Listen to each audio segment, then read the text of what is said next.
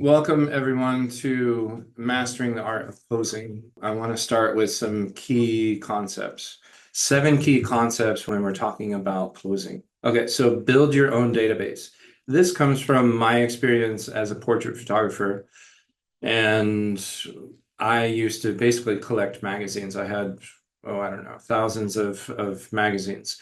And I ended up photographing a lot of the key images in those magazines so I could have a database on my computer. And I organized them based on interior, outside, night scenes, colored gels, just whatever I wanted, male, female, athletes, kids, weddings, whatever. Like I had subcategories and categories and all kinds of things just mapped out. So if a job came in and said, "Hey, I want this kind of shot," I would literally have a database. These 7 key concepts, I'm calling them the 7 key concepts because as a portrait photographer, I feel that they're very important when I shot portraits. Replicate one of your favorite images. So if you find an image that you like or you love, get the clothes most similar to the image, the wardrobe in the image, and also try to replicate that light. Try to get someone that looks somewhat similar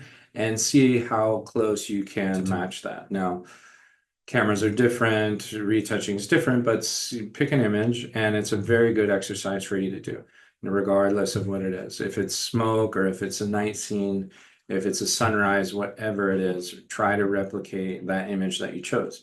It's just a good exercise. You'll learn a ton. Point number 3, everyone is photogenic. That's how I feel.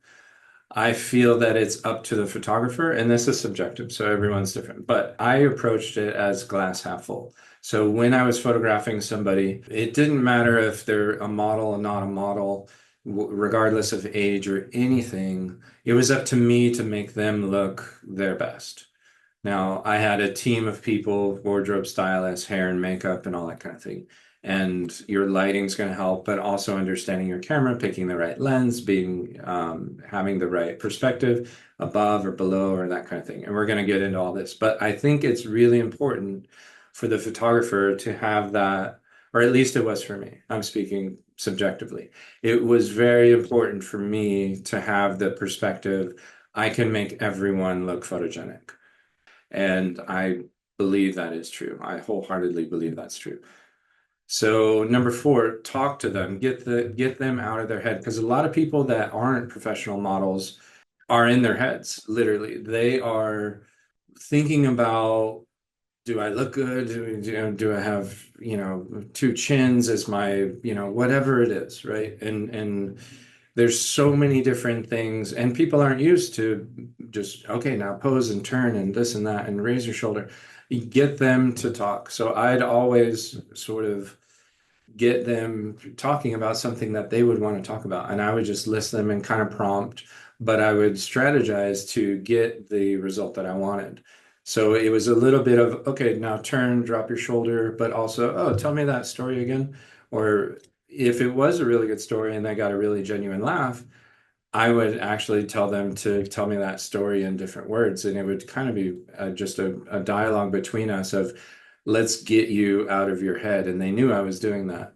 And it was a kind of a fun experience for both of us, honestly. Or if it's a group, just get people laughing. You get more authentic smiles. So number 5, what is their why? Why did they hire you? Just think about that when you're trying to communicate an image to them after you shot it. Did you communicate what they told you, why they want that certain image? If it's a portrait, right? Basically a portrait of a sports athlete or someone, did you convey that in your photo? Or is it a fashion model, or is it for an ad, or is it a family, whatever it is, or a wedding? Did you communicate their thoughts and ideas through your color and light and poses?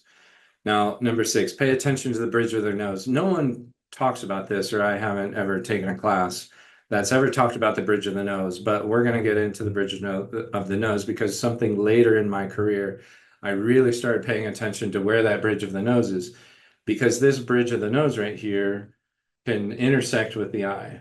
But then if that nose protrudes out of the cheek, then that creates another scenario. So where is that bridge of the nose and how does that interact? Does it interact with the lower third of the nose or the upper third? And what side is your good side, right? That kind of thing.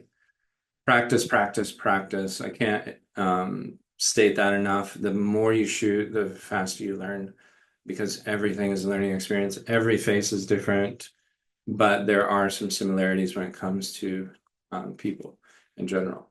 Okay, now emotions. All right, so I'm going to show you a bunch of images here, and we're going to think about these words here and how to get the desired emotion is through background, color, light, mood, props, and wardrobe. Okay, so let's think about this is athletic. Okay, so these are our emotions. I'm just going to read them to you. So athletic. Oops, and let me go to this screen. Sorry about that. Okay, that was athletic, beautiful, comfortable. Now think about the words on the, or the, what I showed you in the beginning of background, color, light, mood, props, and wardrobe. Background, color, lights, mood, props, and wardrobe. Okay, so comfortable, confidence, curious, educated, edgy, friendly, fun, happy. These are all emotions. What are you trying to convey? Hardworking, healthy, innocence, inviting, kind, loving, passionate, pensive, playful, professional, quiet, romantic, silly, serious, smart, sophisticated, strong, and talented. Now, when we think about all of those images, what we basically have are this grouping of emotions, right? So some of those images I just showed you can be a few of them, but depending on how you use the wardrobe or the color or the light or the background, the mood, the props, you're gonna get different emotions. So we think about that when we are taking portraits. So what is your lens choice? Lens choice is important because when we're taking a headshot, right, this tight headshot, you want to be at a 70 millimeter lens or longer. Now, there are exceptions to the rules and there are many different ways of taking portraits, but generally a portrait lens is 70 millimeters or longer. This particular image on the right was shot with a 115 millimeter lens, and you can see how flat she is. A lot of catwalks, when you talk about models and you got the guys with the big lenses or the girls with the big lenses, they are flattening those models when they're shooting, and they're from a low sort of at the knees to these 6 foot tall women, right? Or men. But usually women or models are going to, men or women, are going to look a lot more slender, a lot bigger, not slender per se, but definitely taller, longer, let's say, when you are lower. Okay, so wide lenses distorted. So the example on the left-hand side on the bottom is a 24 millimeter lens, and the example on the bottom right is an 85 millimeter lens. You can see the difference from 24 to 85, and maybe if a 50 is normal, then you know 24 is a lot wider than that, and then 85 is almost double to 50. So it's definitely going to flatten, not as much as the top right one at 115. But we do have a couple of examples. Let me just get into one more slide and then I'll show you some more examples.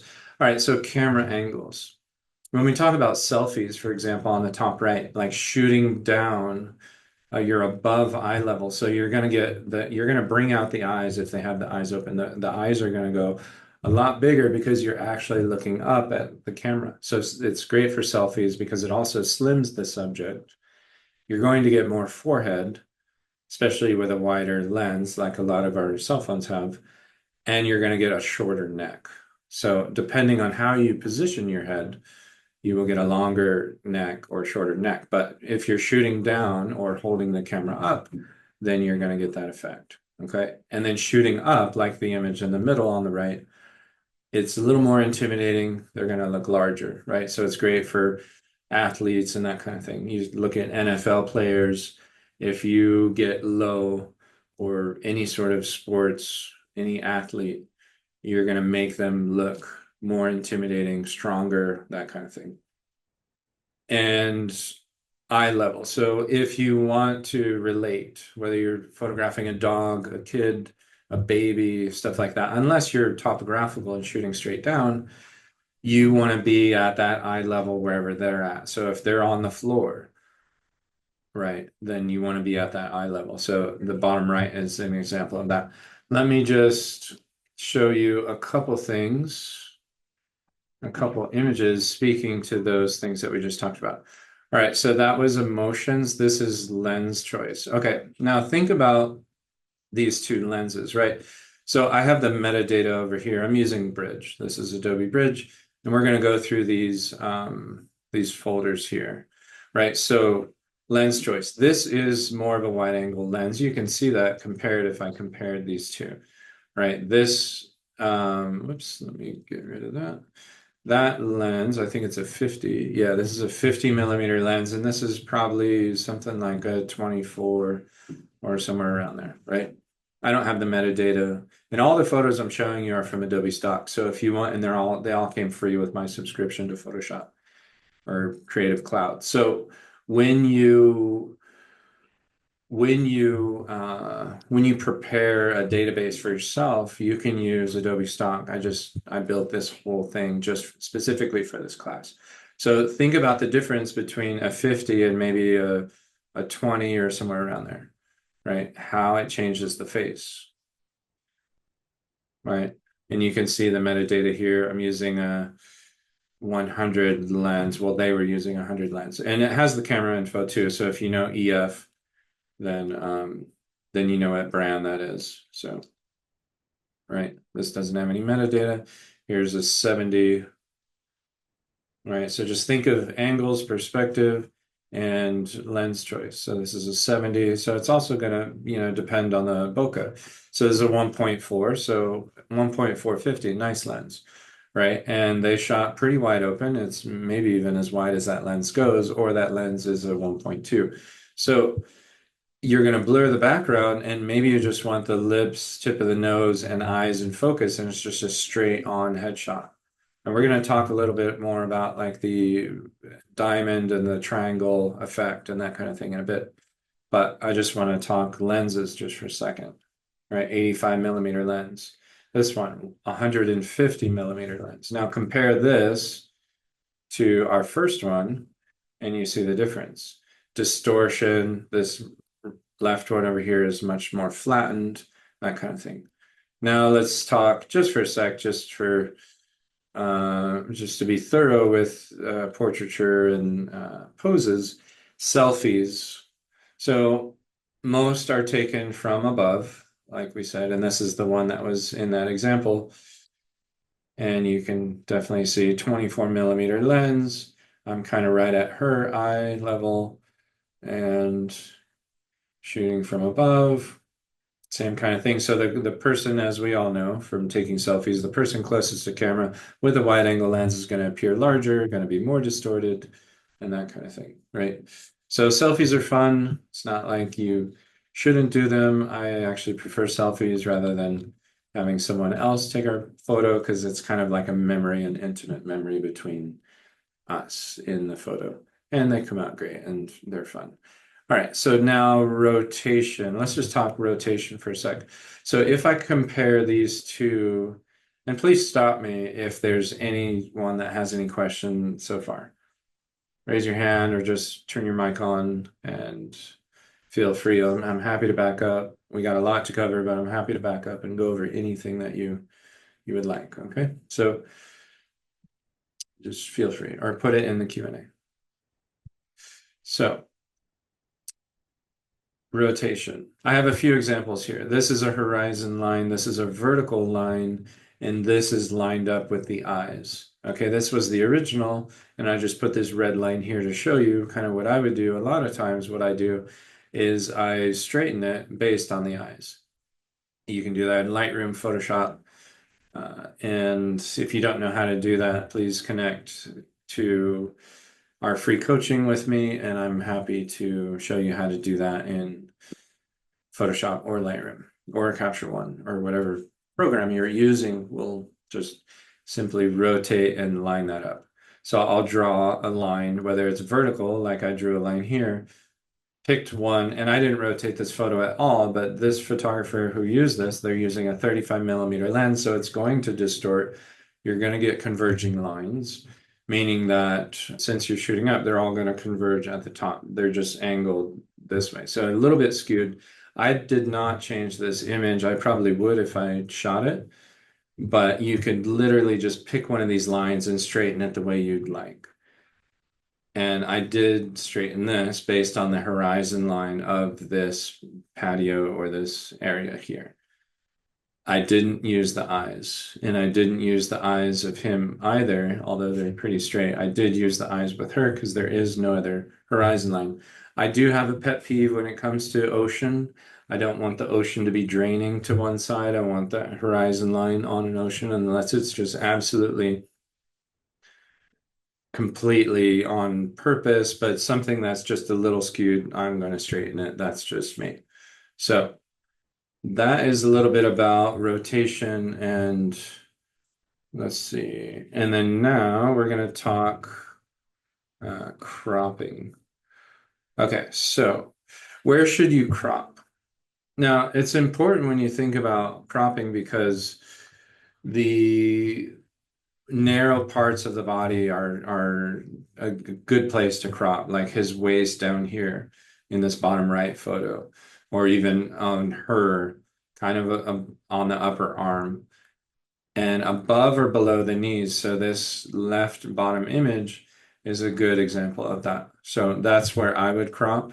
I always say don't crop at the joints and don't leave like an elbow on the edge of the print as well, or the image if it's a digital image. Don't leave an elbow or a knuckle or something that has a joint, right?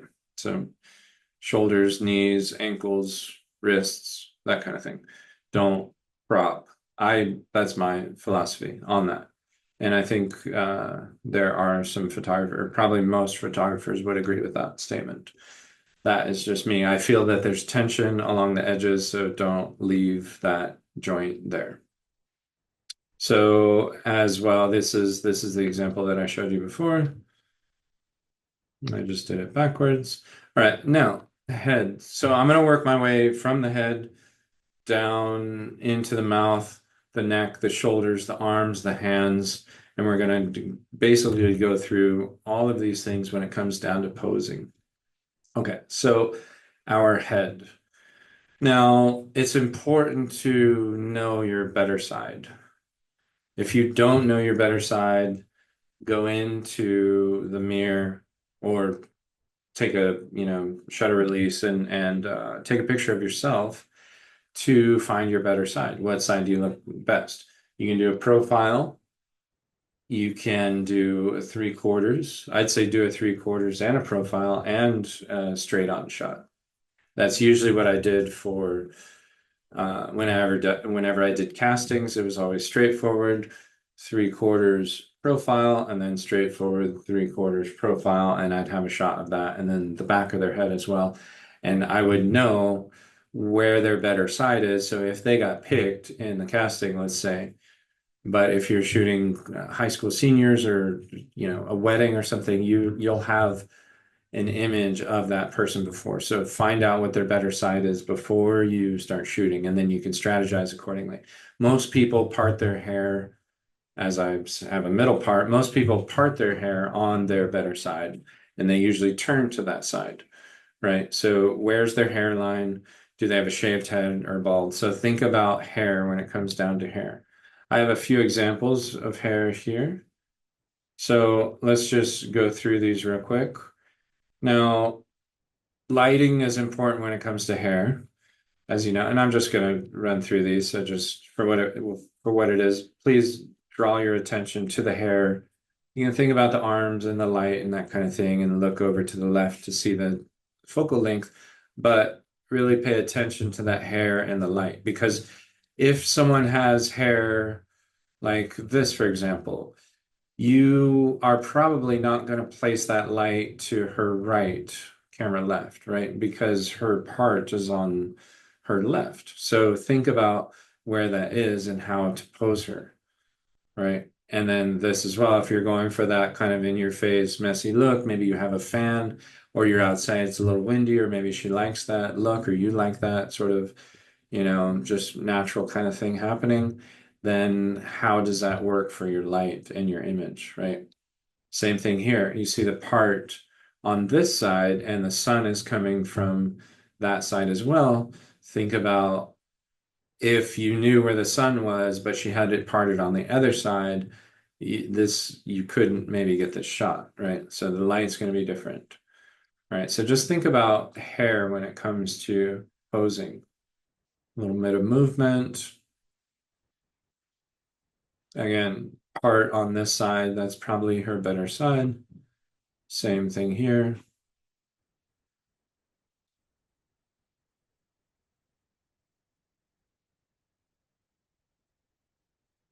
Hair is going to make a big difference when it comes to what side you are going to focus on and where you place that light.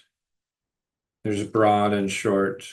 Broad is basically the majority of the side is lit, and short is the side in shade and shadow, right? So this is predominantly broad, although it's straight on, right?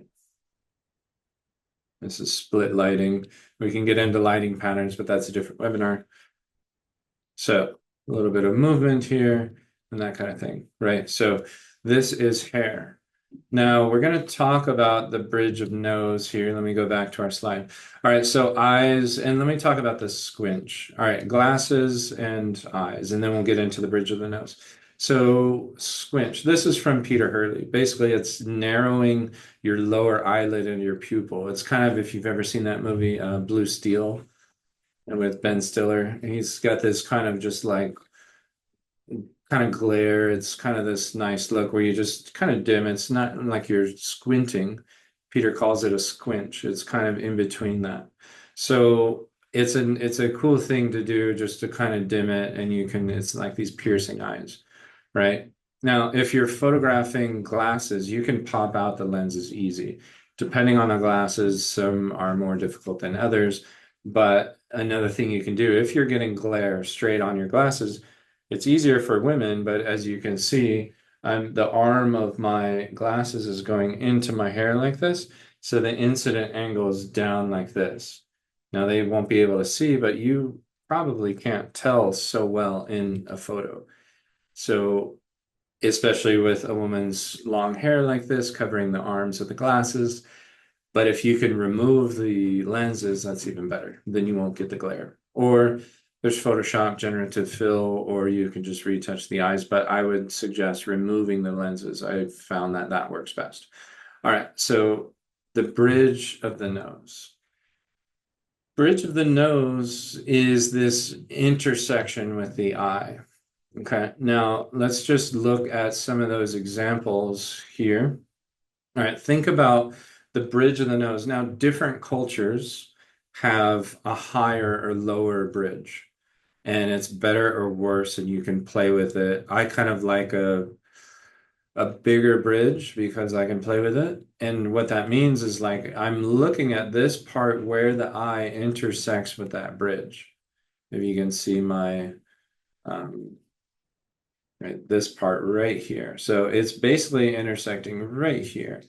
Now on this next one, it's intersecting right here. So just pay attention to where that bridge intersects with the inside of the eye, right?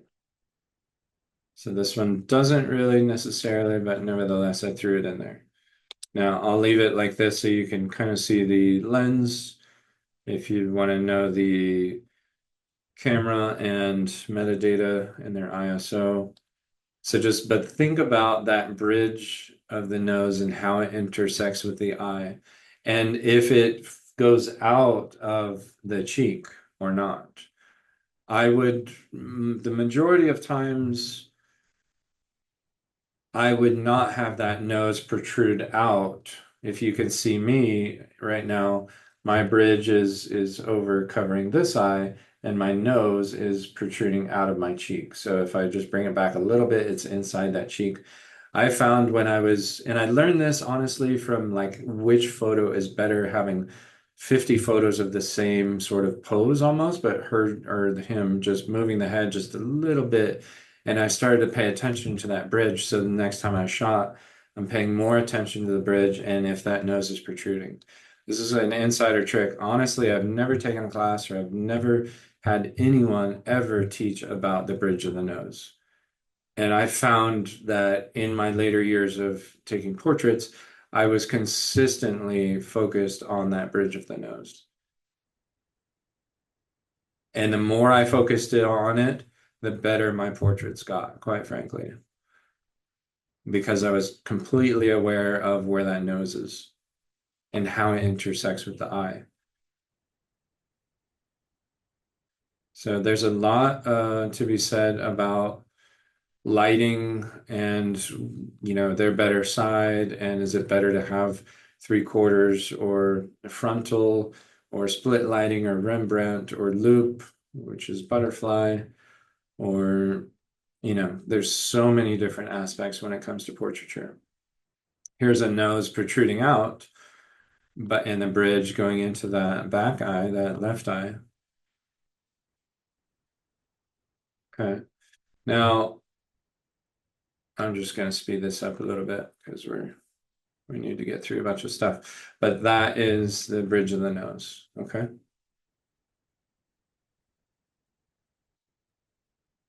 All right. So back to here, I'll just finish because I think that's the last one.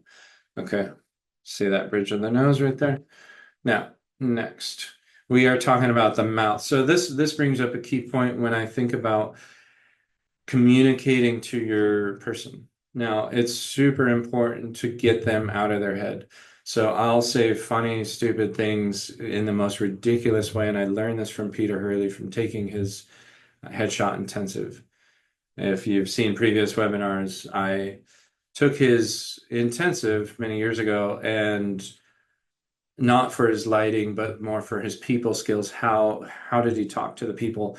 And I sort of copied him in a sense to make things a lot more fun, in the sense that it's so much easier to get an authentic laugh or smile or smirk or expression out of them by interacting with them. So with a mouth, I'll say, bring the ends of the mouth up to your ears, and they're like, what?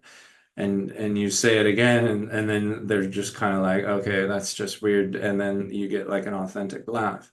And that kind of starts a dialogue. Jawline, pronounce. Now you can do jaws a whole different way. And maybe you don't have such a pronounced jaw like these people here. Maybe you're shooting someone older.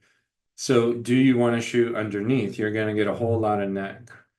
So you see, you're kind of getting this double chin. The neck looks a lot meatier.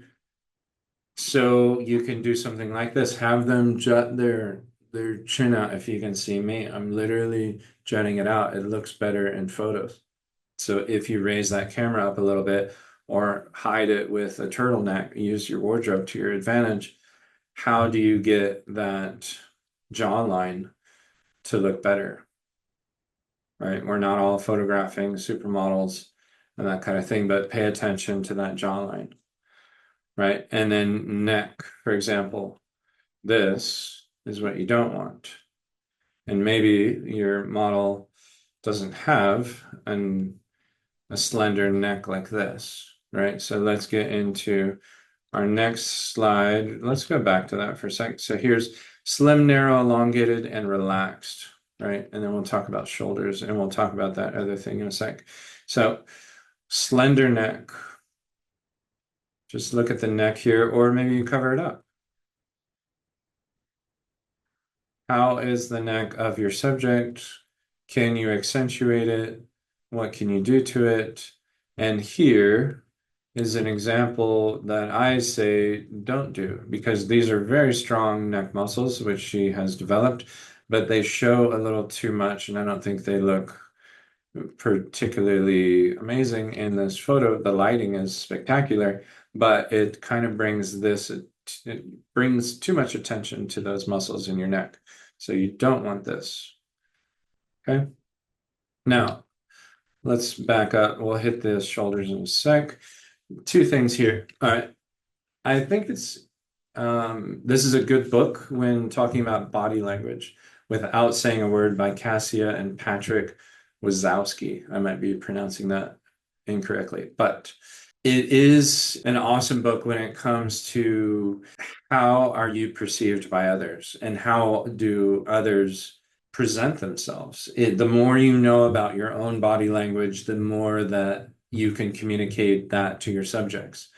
The more you understand just body language in general. Do you sit at the edge of your seat when you're at a job interview?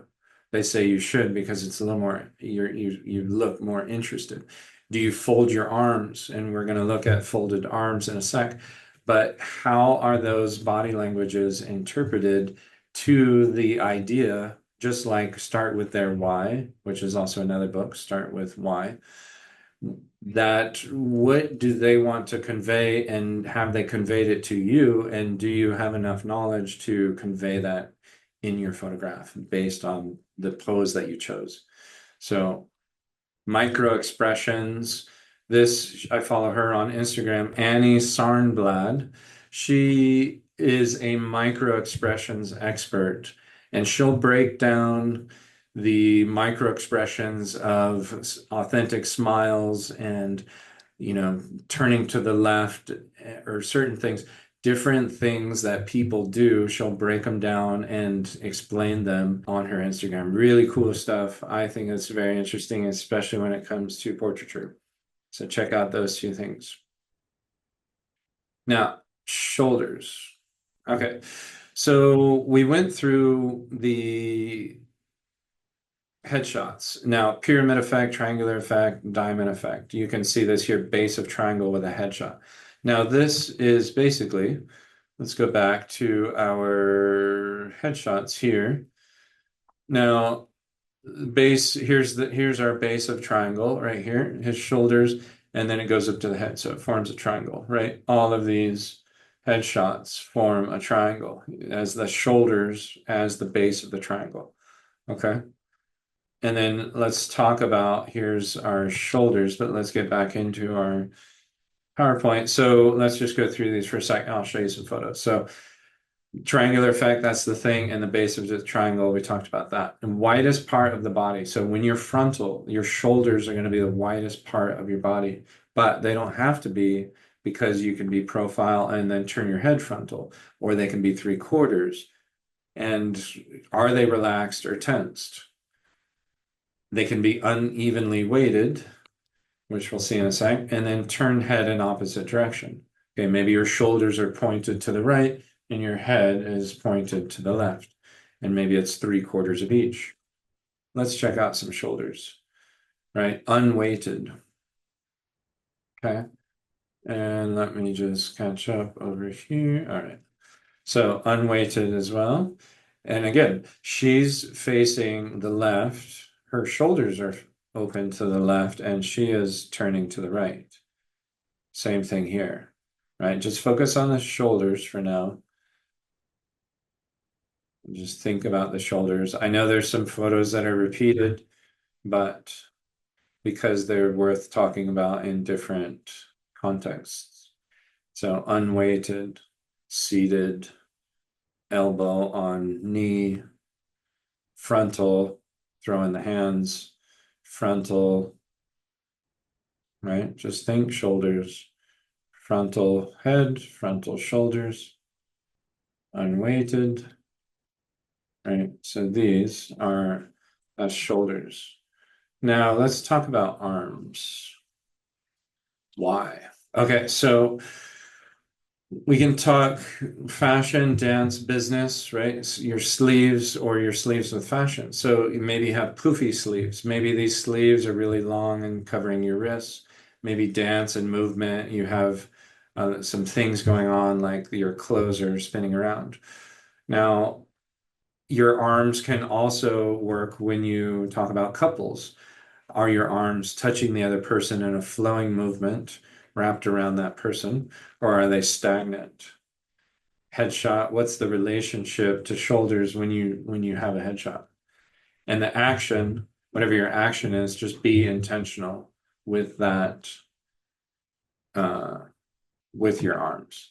So let's check out some arms here. This is all right, we're going to go from basically above the head and then keep moving our arms down the body. So arms kind of up, one hand up, one hand down. And then you'll see how the arms slowly come down. So regardless of where you place your arms, it's important to understand how you convey, and without saying a word, that book is very key into understanding how you're perceived. So even just a 3/4 stance to frontal, one's smiling, one's not smiling, one's confrontational with the thumb open, one is a little 3/4 less confrontational but less smiling. She has a little weighted shoulders on one side. So think about, these are all folded arms. And every chef, almost the majority of chefs, if you ever photograph a chef, they usually have their arms folded. Compare these two. Who's more inviting and why?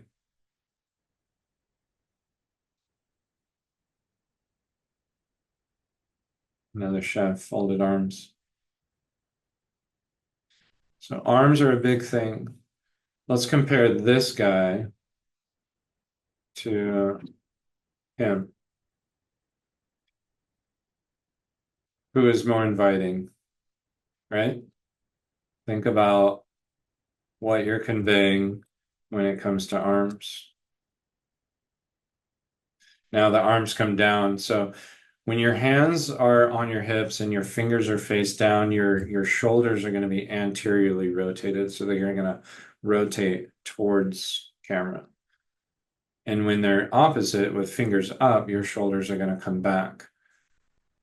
And we can get into all that, but there's a lot in there. So think about, do you want your hands up, down? What do they do to your shoulders? Right? Very typical in fashion. Now the arms are coming down, the arms are lengthening. You're seeing more of those sleeves. Right? What is that pose and why are you doing it? Now let's talk. And again, any questions that anyone has, please feel free to interrupt. Okay, hands. Why are they important? So are you resting your hands on something? Are you holding on to an object? Maybe some flowers, maybe someone else's hand. Are they on your face, on your shoulder, on your hips, on your knees? What shape is being formed with your hands? Okay, and then let's also talk about hands and pockets, right? So where are your fingers? Do you show a thumb when you put your hands in your pockets? Are your fingers bent? Are they straight? Are they hugging your body? Are they on your face? Right? Let's check out a few of those examples. So when you talk about hands, just focus on the hands right now. Where are those hands? I think that's a pretty clever idea, quite frankly. Think about the hands and how they strengthen the photo. So each element I'm showing you, whether it's the head, the shoulders, the arms, the hands, the fingers, the bridge of the nose, the eyes, we're all building a pose. All of those things are important. But when we take one element like our hands and bring more attention to it, we can strengthen what we want to communicate. We know that folded hands are kind of standoffish, confrontational. Open hands is a little more communicative, right? I like this photo, but I wish her hand was in here. And I know it's like a comfy pose and that kind of thing. I like her eye, I like the bridge of her nose, I like her neck, I like her hair. So many things going right. I wish there was a hand here. And we could critique these photos all day long, but think about how hands relate. Let me just move my mouse to what the rest of the photo has in it, right? How do the hands relate to everything else, right? And these are just, there's a lot of just wedding hands in here and, right? I know I'm going a little fast, but you get the idea when it comes to hands, right? How about hands and pockets? Let's talk about that for a sec. You can have your wrist kind of being kinked like this. You can have it just one hand.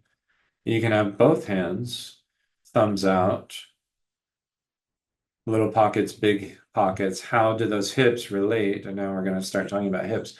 How do those hips relate to the hands and the position?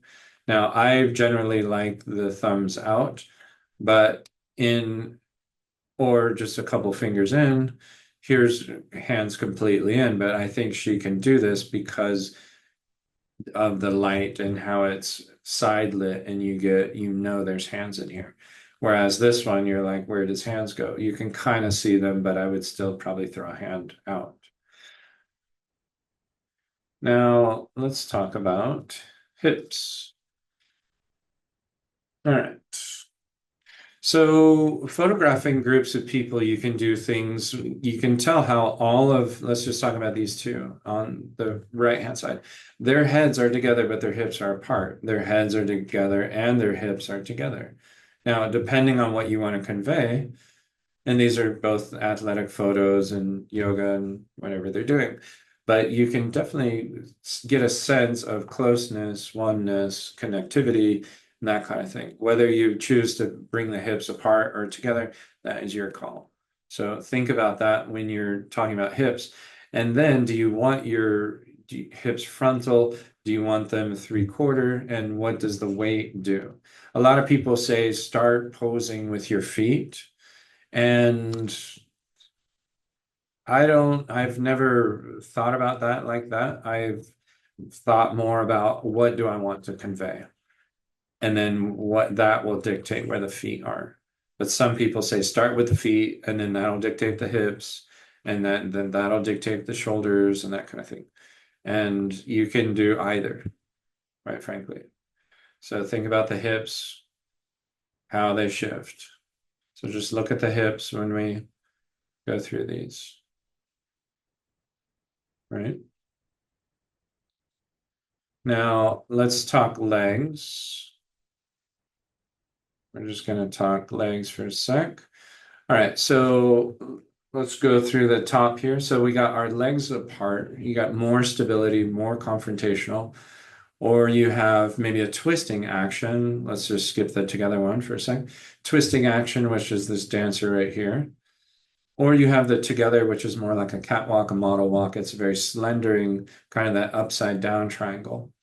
You notice that catwalks, people put their feet together and they walk one foot in front of the other, right? It's a slendering motion. Now, if your legs are straight or bent, what do they do? So straight is going to lengthen, bent is going to shorten, and a slightly bend is more of a graceful position. Do you angle those legs?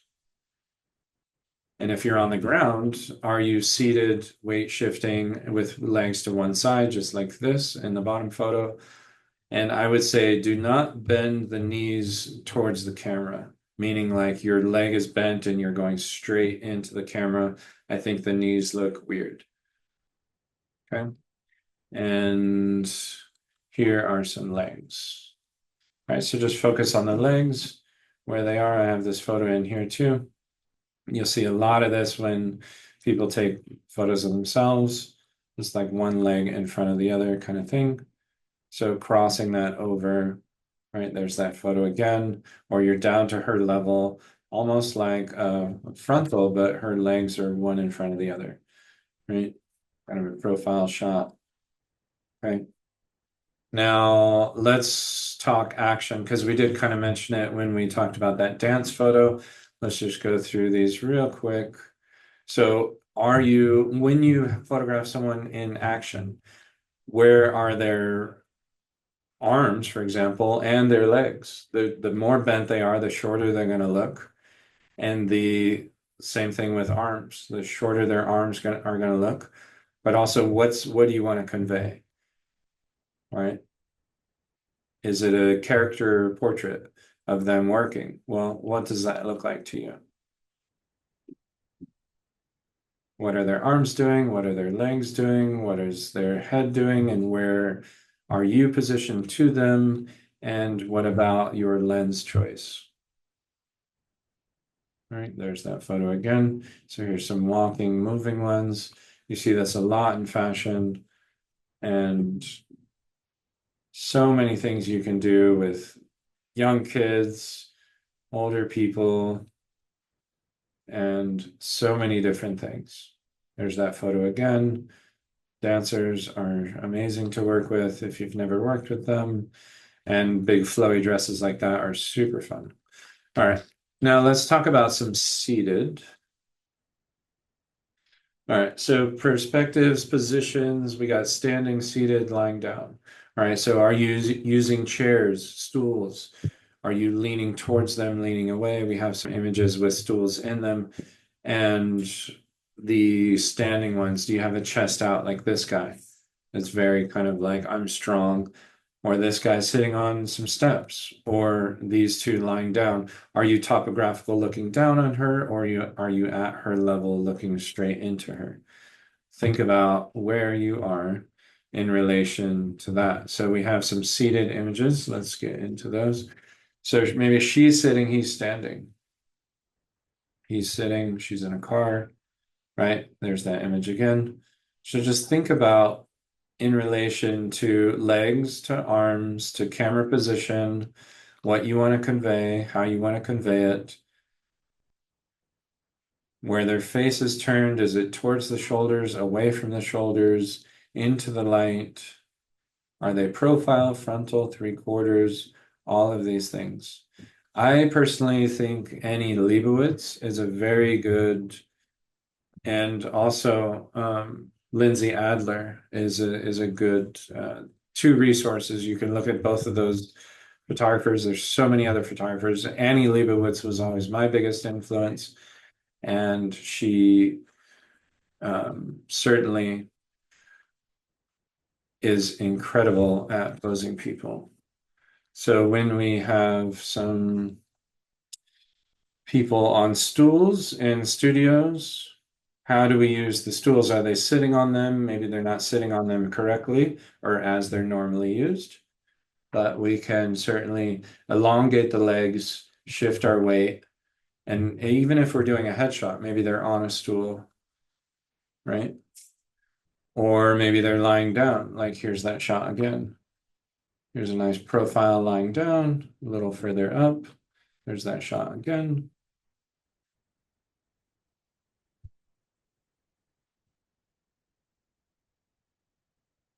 There's our first shot. Now, when you're photographing two people and groups of people, your heads, shoulders, and hips can be towards each other, towards the center of the image, or it can be away from each other or away from the center of the image, right? Now, you can stagger the heights. You can do tiers with chairs and stools and different things or steps. But what do you do when you're photographing two people? Think about the arms, think about the legs, all that kind of thing when it comes down to photographing two people. So these are just multiple images when it comes to people facing each other towards the center of the image, people facing in the same direction towards each other, towards each other. So many different ways you can go with this. I always like this shot. So many different things you could do, and multiples. So let's talk about families in different shots, right? Are you thinking about getting down to their level? Or would you have them sitting on a couch? Where are they positioned? How are they interacting? There's so many different things you can talk about when it comes to posing groups of people. Kids are fun, super fun. Get them playing, laughing. It's going to be a lot more authentic. With this photo, I'd say if you're going to add some props, don't fill them up to all the same level if you're not going to drink any of them, because otherwise it looks a little staged. And maybe if you're going to flip the photo, maybe don't have wedding rings on the right hand and that kind of thing. It seems a little different, and maybe that's not the case, but it seems like little details like that matter when it comes to your portfolio and that kind of thing. So the thing about flowy arms and legs and angles and interaction, how are they touching each other? How close are they to each other? Right? We encountered these before. Right? So business portraits are going to be a lot different than some of these, right? This is shot with a 70mm lens. This is with a 50, quite different. This is with a 150mm lens. Right, so then you talk about business portraits, they're going to be a little more separated, a little more standoffish, perhaps, with those folded arms, a lot more professional looking, but nevertheless, you can take some things that you learned from photographing families and sort of liven up the business portraits. So perspective, where are you shooting down, shooting up? How's the child interacting? That kind of thing. So many different things to think about with that. And with that, that is our mastering the art of posing. Yes, Paul, you have a question? Go ahead. Yeah. Hey, Eric. I'm headed out in the morning for a photo shoot. It's the Cops and Canine Okay, series, and you've helped me with some of those absolutely. images, and I have to say you've improved my photography ability. A question for you. As you know, I shoot tripod tethered. Okay. And I have them pose standing next with the canine next to them with a leash, and then have them kneel Okay. next to the dog. Here's my question. Camera height. I usually split the difference about waist high with the officer because he's going to be standing and then he's going to be kneeling. Second part of that question is, do I shoot landscape or do I shoot portrait?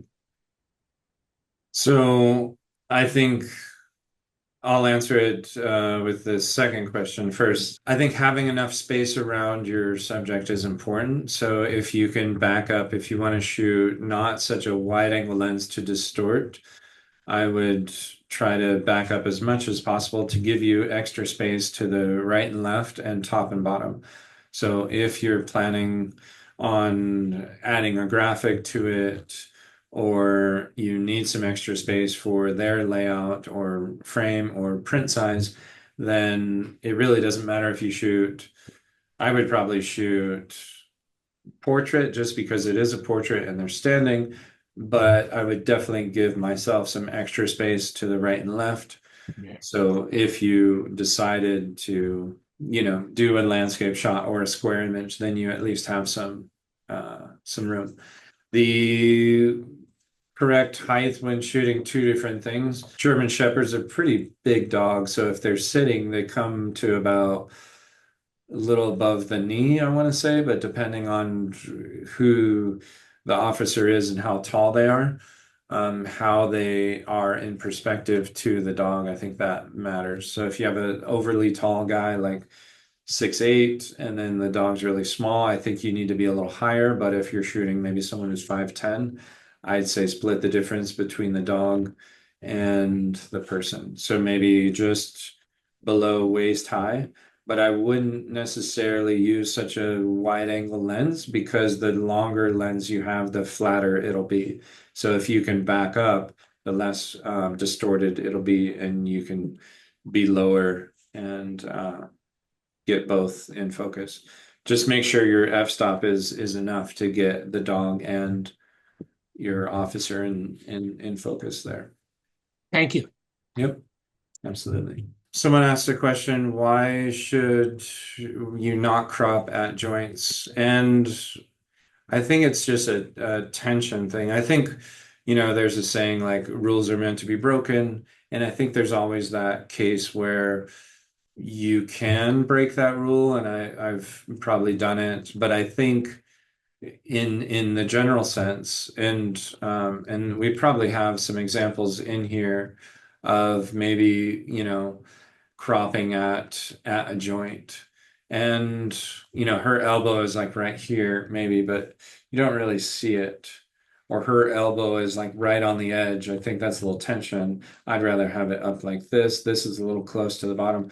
But I think as a general rule, even this too, this is a little close. I think as a general rule, but at the same time, if you can change it when it comes to maybe your lighting, maybe you use a feather or a vignette or something and draw less attention to that edge, I think that actually might help as well. Another question, that book. So let's see, yeah, without saying a word, that's this book here. So that is body language as well. And what else? How do you know your best side? Again, I think it's important for you to practice on the people that you have closest to you to really figure that out for yourself. Why do you like it better? Theoretically, we're, supposed to be symmetrical, but I don't think anyone is, right? Maybe I know my better side is my right because of this eye is a little more dimmed from a basketball accident I had. So anyone who photographs me, I'm inherently at this point, because this happened many years ago, I'm just going to turn to my right when I do that. And I know if I angle my head a little bit, I can mark this jawline a little more. Now, if I'm here and then down like this, or laughing, we get kind of that double chin, ha ha, and that kind of thing.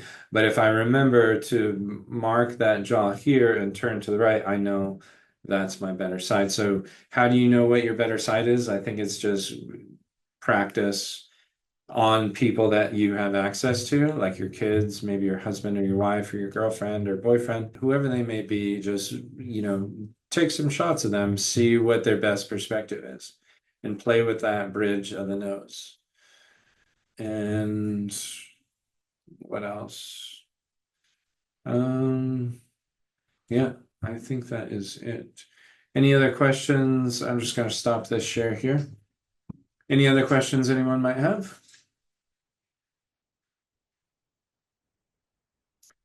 All right. If there are no other questions, thank you guys so much for attending. Please come back and see us. We have 3 other new webinars on our website right now.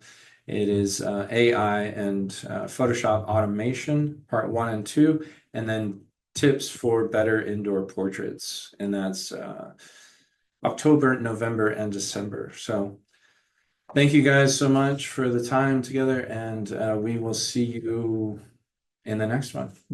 Take care, guys.